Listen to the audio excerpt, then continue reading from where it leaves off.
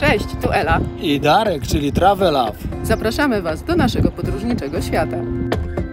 A dziś pokażemy Wam największe i najciekawsze miasta Górnej Doliny Adygi, do których często prowadzą takie tunele.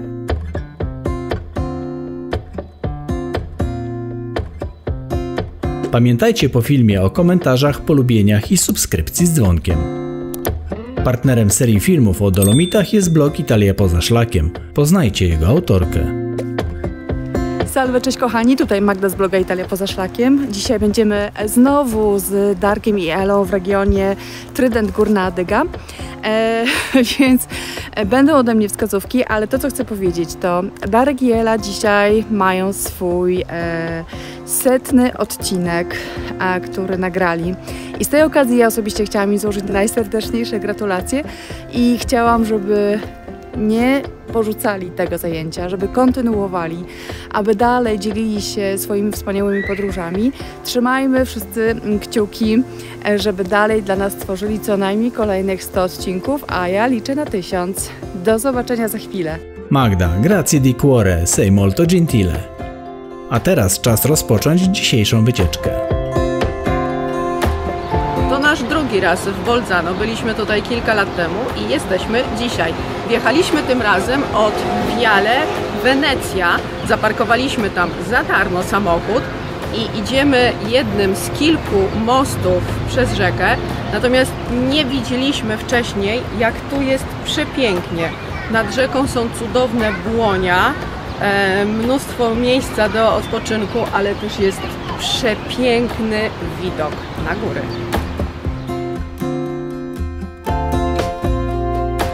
Bolzano położone jest u styku dwóch dolin. To też panorama z tego miejsca we wszystkich kierunkach obfituje w bajecznie wyglądające zamki, wieże strażnicze i kościoły porastające wszystkie okoliczne stoki.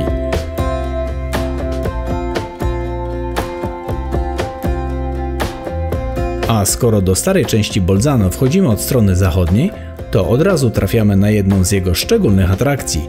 To Via dei Portici, czyli ulica Arkad i Podcieni.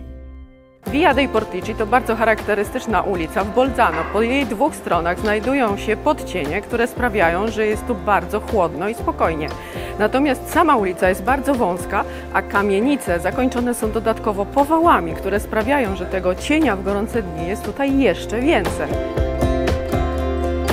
Spacerując tym traktem nie zapomnijcie wysoko zadzierać głów, bo poza podcieniami jest tu mnóstwo pięknej starej architektury i niezwykle barwnych zdobień kamienic. Ulica jest bardzo komercyjna i bardzo sklepowa, ale wbrew pozorom bardzo przyjemna na spacer, bo jest tutaj cicho i spokojnie.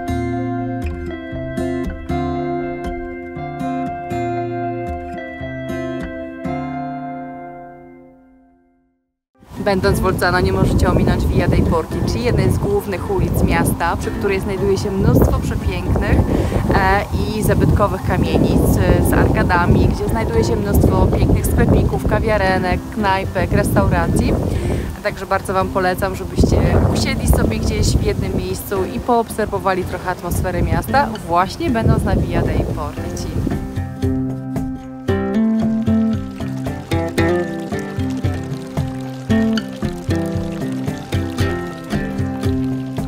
Właśnie zrozumiałem, dlaczego w Trydencie, w Trento i tu w Bolzano tak dobrze się czuję. To ten pan, który kojarzy mi się z moim rodzinnym miastem.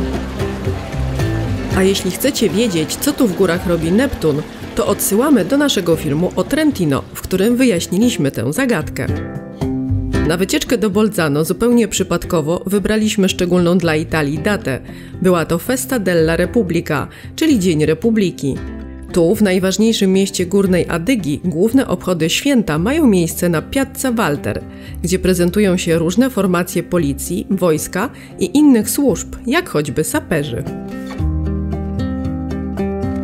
W tej serii wspominaliśmy już, że Sud Tirol, czy po włosku Alto Adige, to region, który jeszcze 100 lat temu należał do Austro-Węgier, jednak po upadku cesarstwa został on przyłączony do Italii. Zachowane jednak zostały pierwotna stylistyka tutejszych miast i wsi oraz niemiecki język, o czym mówiliśmy w poprzednich filmach, ale i dziś jeszcze o tym wspomnimy. Mieszają się tu zatem kultury, języki i oczywiście kuchnia. Znajdziecie tu zarówno klasyczne potrawy śródziemnomorskie, z których słynie Italia, jak i specjały kuchni z kręgu kultury niemieckiej.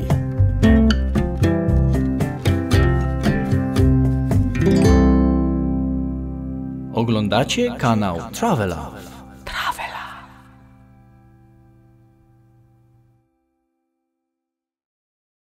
Takie malowidła jak te nade mną na budynku to bardzo rozpoznawalny element północnych Włoch, które kiedyś należały do Austro-Węgier. Te pokryte wielobarwnymi freskami austriackie domy same w sobie stanowią wyjątkową wartość estetyczną. Spacerując ulicami tutejszych miasteczek i wsi, można poczuć się jak w muzeum lub na wystawie malarstwa, a łatwo przy tym zapomnieć, że to wciąż Włochy, a nie Austria.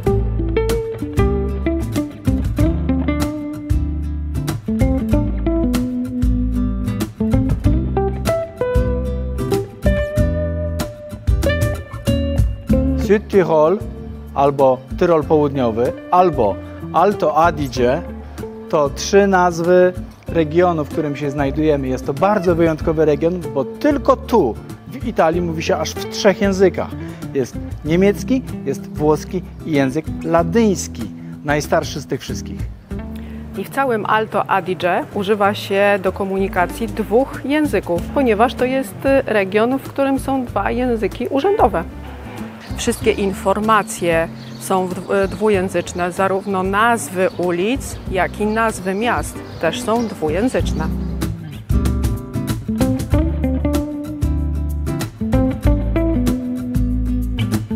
Większość okolicznych miejscowości posiada 2 nazwy, ale Bolzano jako najważniejszy ośrodek administracyjny ma nawet 3.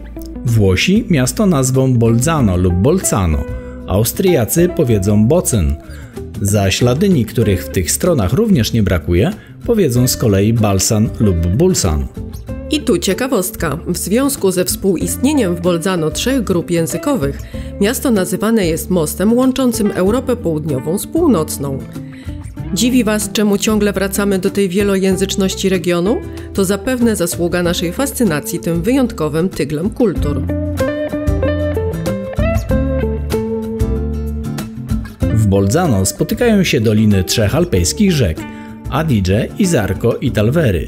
Tuż za miastem łączą swe wody i jako Adyga płyną przez Trento i Veronę aż do Adriatyku. A jeśli zastanawiacie się, skąd pochodzi włoska nazwa Tyrolu Południowego, to wyjaśniamy, że termin Alto Adige swą genezę miał już za czasów administracji napoleońskiej.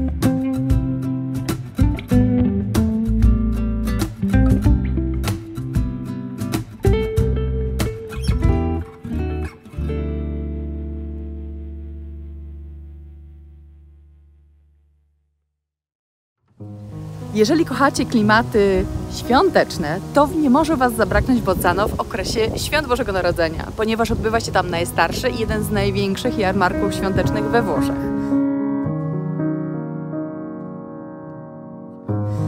Całość mieści się na Piazza Walter i również obok w parku. Możecie tam spróbować fantastycznych dań, zarówno takiej typowej kuchni tyrolskiej, alpejskiej, jak i oczywiście kuchni śródziemnomorskiej. Polecam Wam, żebyście sobie spróbowali klasyka, czyli Glühwein, czyli crème brûlée, czyli wino grzane, zimowa wersja aperolu, czyli hot aperol, ale możecie sobie spróbować też, na pewno będzie oczywiście polenta i różne takie dania północnych Włoch, ale też będzie do spróbowania na pewno omlet cesarski, czyli Kaiserschmarrn i możecie sobie kupić oczywiście, wiadomo, Apfelstrudel to będzie na pewno. Także prócz tego, że na Piazza Walter są głównie te stoiska gastronomiczne, to w parku są głównie stoiska, które są z rękodziełem. Możecie kupić wszystko, co pachnie, świeci, co jakieś kolorowe mydełka, mnóstwo jakichś takich pięknych bombek, ale też różne rzeczy do noszenia do domu. Bardzo Wam polecam, fantastyczna atmosfera i to jest jeden z najpiękniejszych takich jarmarków świątecznych we Włoszech. Mnie podobało się bardzo.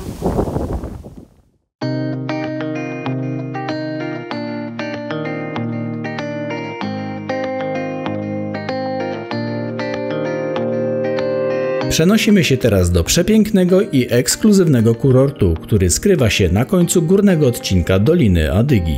Drodzy widzowie, jesteśmy w Merano.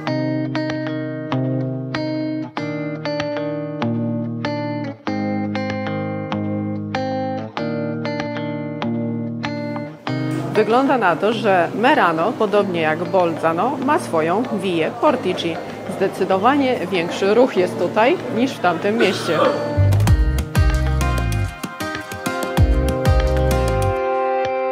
Wąskie ulice z chodnikami ukrytymi pod arkadami to klasyczne miejskie rozwiązanie znane z krajów południowych, zapewniające cień w upalne dni, więc nie mogło go zabraknąć także w Merano.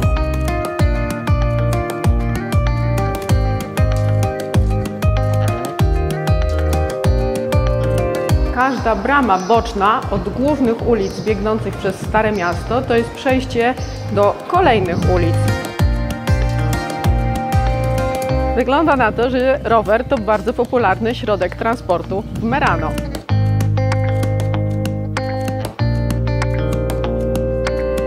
Brama dla krasnoludków w Castello, które stoi w centrum Merano.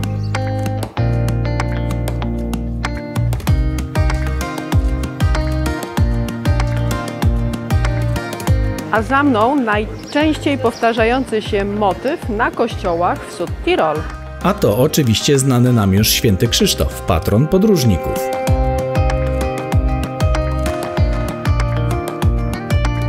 Merano to drugie co do wielkości miasto w Südtirol, a założono je już w starożytności, kiedy to jego antyczna nazwa brzmiała Merania. Merano położone jest w bardzo słonecznym regionie Alp. Średnio notuje się tu aż 300 słonecznych dni w roku, przez co łatwo zrozumieć, dlaczego powstało tu tak popularne uzdrowisko. Od północy panoramy miasta zamykają alpejskie szczyty sięgające nawet 3000 metrów.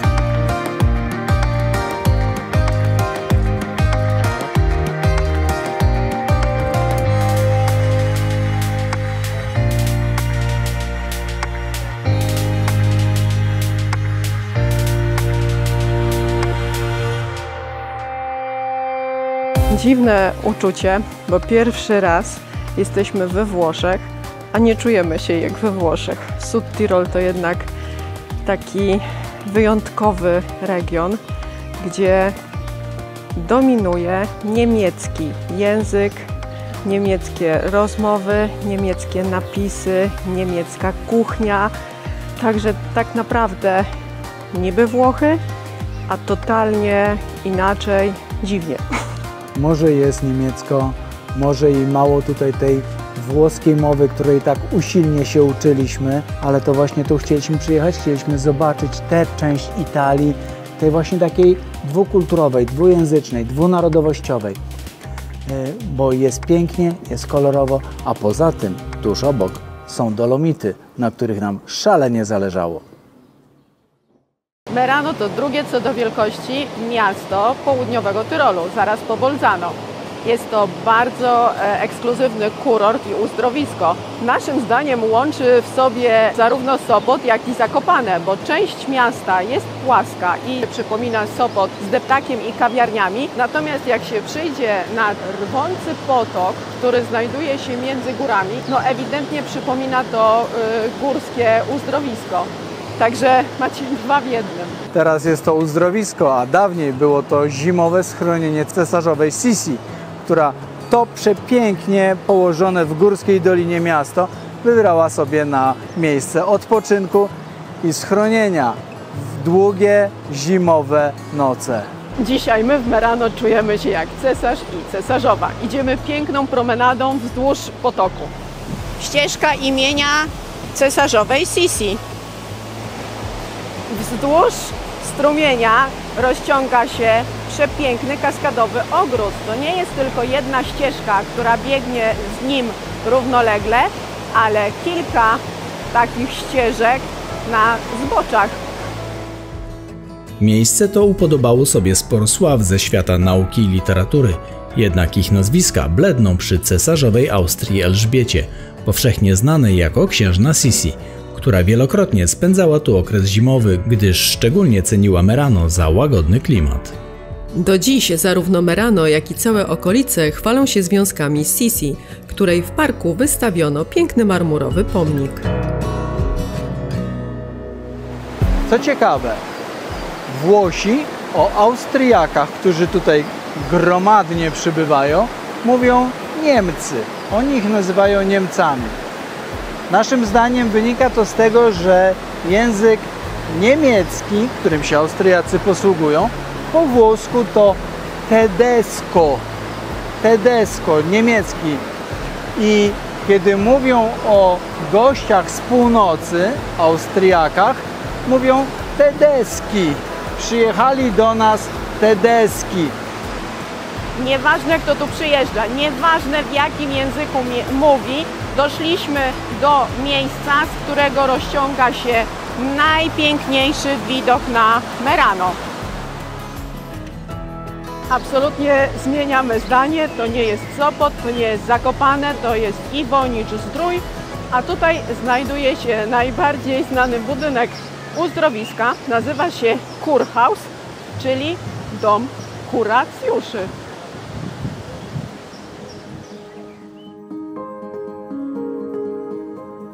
Po obejrzeniu Merano jedziemy trochę wyżej do miejscowości o bardzo znaczącej nazwie. To Tirol, w którym obejrzymy 2 średniowieczne zamki. Zaczynamy od Castel Tirolo, czyli zamku Tyrol, dawnej siedziby władców Tyrolu, historycznego księstwa, którego stolicą było dopiero co przez nas zwiedzane Merano. Po przejęciu tych ziem przez Habsburgów stolicę Tyrolu przeniesiono do Innsbrucka, ale to właśnie ten zamek jest źródłem nazwy całego regionu. Obecnie w tych murach mieści się Muzeum Historii Tyrolu Południowego.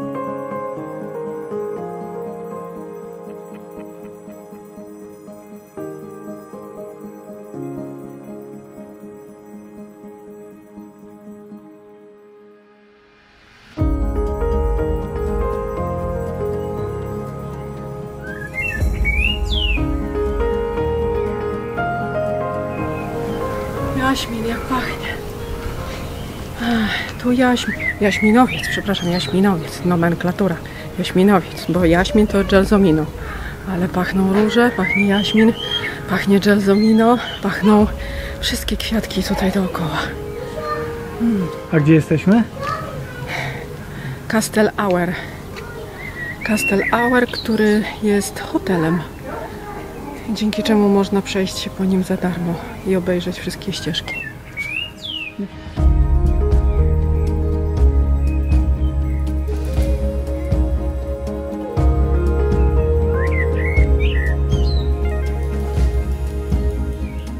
Tuż obok zamku przebiega trasa Apfelweg lub po włosku Sentiere della Mela, blisko 5-kilometrowy szlak spacerowy wokół wsi Tirol. Wiedzie on wzdłuż sadów jabłoni przez wszystkie kluczowe obiekty i punkty widokowe.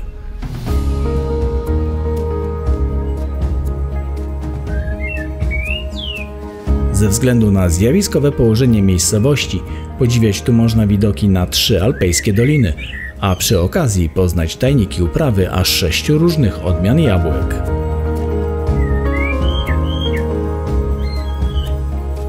Cały Sud Tirol słynie zarówno z uprawy winogron i wytwarzanych z nich win, jak i z jabłkowego cydru, który nie ma sobie równych.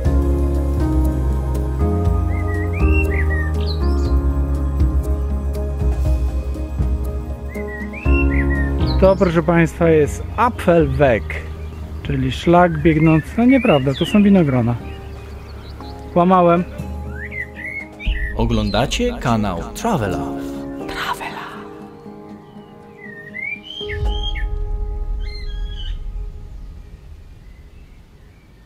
Jednym z moich najukochańszych produktów południowego Tyrolu, a konkretnie okolic Bolzano, jest wino Gewürztraminer. Jest to wino białe, które pochodzi z okolic Bolzano, konkretnie z miejscowości Tramin. Tam patruje się jego kolebkę. Notabene polecam Wam cudowne miejsce na degustację tego wina, czyli Cantina Tramin. Ja mam to wino przy sobie, Gewürztraminer. Co prawda moje nie jest akurat z okolic Bolzano, jest z francuskiej Alzacji. Niemniej jednak kocham to wino, jest naprawdę wspaniałe. Więc jeżeli będziecie w okolicach Bolzano, to koniecznie zajedźcie do Cantina Tramin. nam je sobie spróbować, podegustować. Martyna jest przepiękna, ma takie zbudowane dodatkowe skrzydła w kształcie liści winorośli, a samo wino kocham, uwielbiam i szczerze mówiąc bardzo chętnie zamawiam je do domu, także Wam też bardzo polecam. To tyle ode mnie, ciao, ciao. Wracamy w okolice Bolzano. Bardzo nam się spodobał średniowieczny zamek położony na północ od miasta, na ogromnej skale nad rzeką. To Castel Roncolo lub inaczej Schloss Runkelstein, powyżej którego ciągną się rozległe, lecz niewidoczne z drogi winnice, ale my możemy je obejrzeć z lotu naszego ptaka.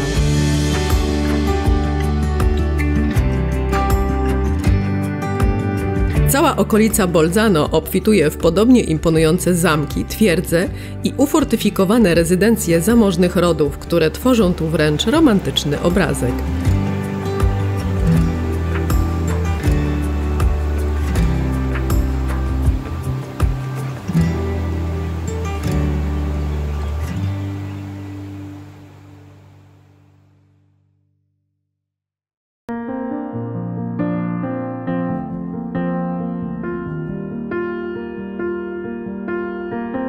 Nazwa naszego kolejnego przystanku jest bardzo znacząca. Appiano sulla Strada del Vino, czy inaczej Eppan an der Weinstraße, to Appiano leżące na szlaku wina prowincji Alto Adige. To właśnie w Appiano oraz w kolejnych miejscowościach, które za chwilę odwiedzimy, uprawia się winogrona do wyrobu wspomnianego przez Magdę wina Gewürztraminer. Szlak Strada del Vino to niezwykle interesująca atrakcja turystyczna, albowiem poza możliwością odwiedzania licznych winiarni produkujących wino, wędrowania po przepięknych ścieżkach spacerowych i podziwiania zjawiskowych alpejskich widoków, dostępne są tu także dziesiątki restauracji oraz opcji zakwaterowania w pobliżu trasy.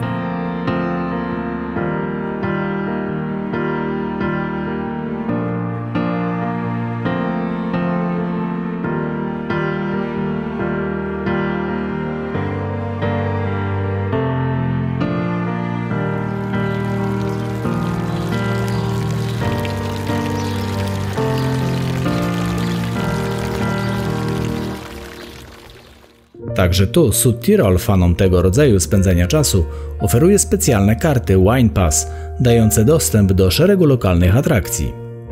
Aktualnie Südtirolska Strada del Vino ma długość 150 km, wiedzie przez 16 winnych wiosek i aż 70 lokalnych winiarni.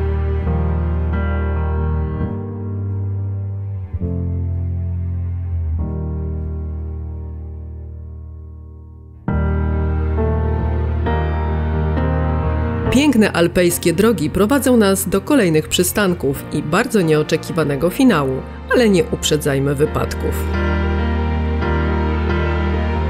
Wraz z początkiem września na całej południowo-tyrolskiej Strada del Vino rozpoczyna się niepowtarzalny festiwal wina pod angielską nazwą Autumn Experience, który trwa do końca października.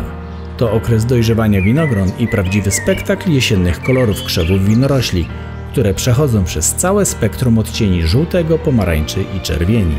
To taki włoski odpowiednik złotej polskiej jesieni.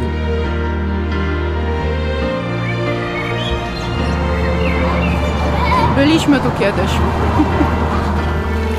To prawda, wiele z tych miejsc odwiedziliśmy 5 lat temu, kiedy nasze podróże inspirowały się słonecznymi zegarami.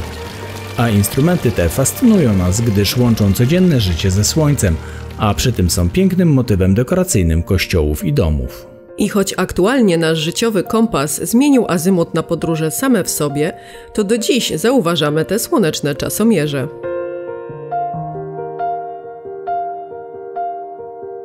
Oglądacie kanał Travela.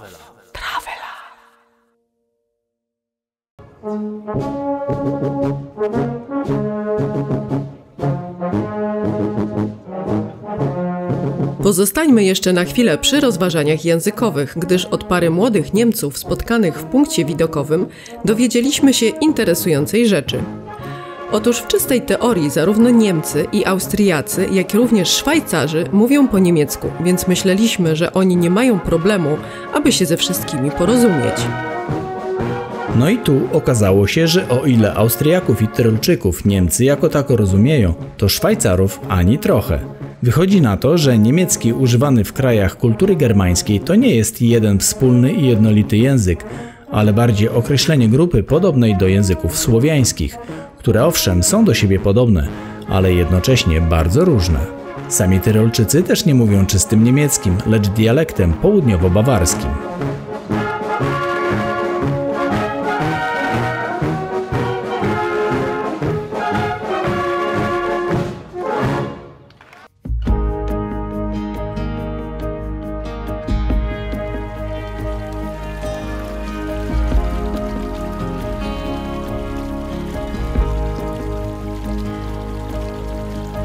Nasza baza znajdowała się dokładnie po przeciwnej stronie Doliny Adygi, a z jej okien widzieliśmy coś, co bardzo chcieliśmy zobaczyć. Otóż niedaleko Caldaro znajduje się Lago di Caldaro, najcieplejsze jezioro kąpielowe w Alpach. Latem temperatura jego wody dochodzi do 28 stopni Celsjusza.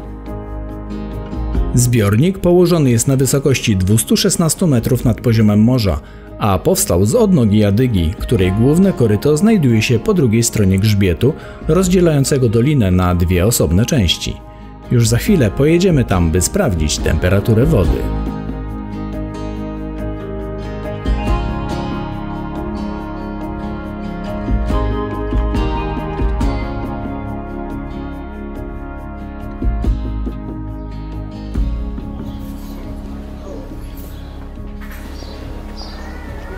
Ciao. Ciao. Nasza piękna dolomicka przygoda swój finał znalazła niedaleko Caldaro, na skrzyżowaniu ze skrętem do Lago di Caldaro, gdzie przypadkowy włoski szaleniec skasował nasz samochód, a nas wysłał do szpitala.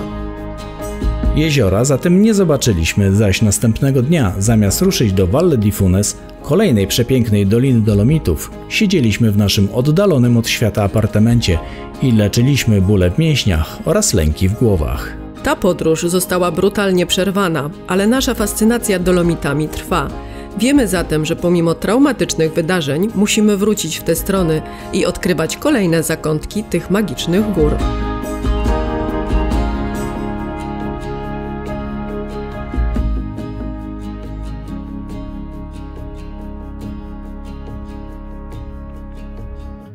Podobał Wam się nasz film? To napiszcie komentarz, dajcie suba i palca w górę, aby został ślad, że byliście tu z nami.